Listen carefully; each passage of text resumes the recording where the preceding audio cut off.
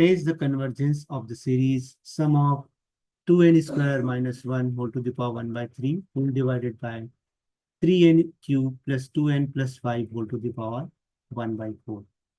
Now, since here the nth term of the given series is in algebraic form, so we apply comparison test over here. The given series is sum of un is equal to sum of 2n square minus 1 whole to the power 1 by 3 whole divided by 3n cube plus 2n plus 5 whole to the power 1 by 4. Here, nth term of the given series is un, which can be taken as 2n square minus 1 to the power 1 by 3 divided by 3n cube plus 2n plus 5 whole to the power 1 by 4.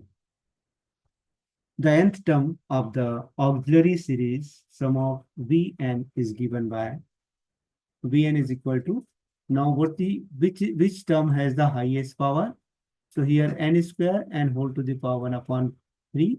Similarly, in the denominator, the highest power term is n cube and whole to the power 1 upon 4. So Vn can be written as n to the power 2 by 3 and n to the power 3 by 4.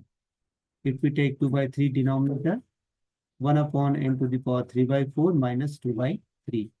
If we take the LCM, so 3 3s are 9 and 4 2s are 8. 9 minus 8 upon 12, which gives us 1 upon n to the power 1 upon 12. This is the auxiliary series which is obtained from the given series. So now we have two series.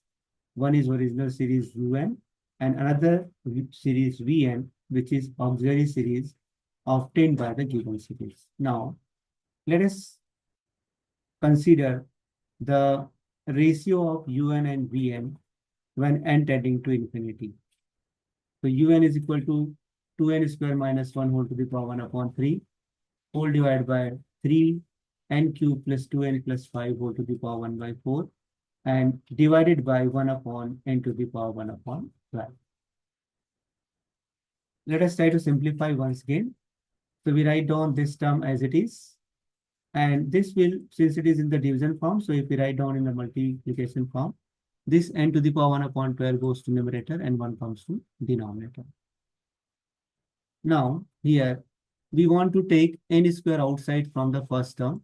So if we take n square outside, ultimately n square to the power 1 by 3 will come out. And what is remaining over here? Here 2 is remaining and minus 1 upon n square and whole to the power 1 upon 3. In the similar manner, if we take n to the power 3 outside, we have to take n to the power 3 and whole 1 by 4 can be taken outside. So if we take n to the power 3 outside, here 3 is remaining, here 2 upon n square, because we have taken n cube outside, and plus 5 upon n to the power, it is not 5, it is 3. Sorry, it's my mistake, it is 3. Whole to the power 1 by 4 into n to the power 1 upon 12. Now, it can be written as limit of 2 minus 1 upon n whole square, because this n to the power n square whole to the power 1 by 3 divided by n to the power 3 by 4, which will become as n to the power 1 by 12. This and this will cancel, and these two terms are remaining. Actually, it is not 5, it is 3. And now, if we substitute the limit, if we substitute n tending to infinity, this term will become 0, this term will become 0, this term will become 0. So we have 2 to the power 1 by 3 and 3 to the power 1 by 4. Clearly, this 2 to the power 1 by 3 and 3 to the power 1 by 4 is nothing but a finite non-zero number. So we can say that here limit of un upon Vn when n tending to infinity is a finite non-zero number. Now, hence by comparison test, both the series un and Vn converge or diverge together.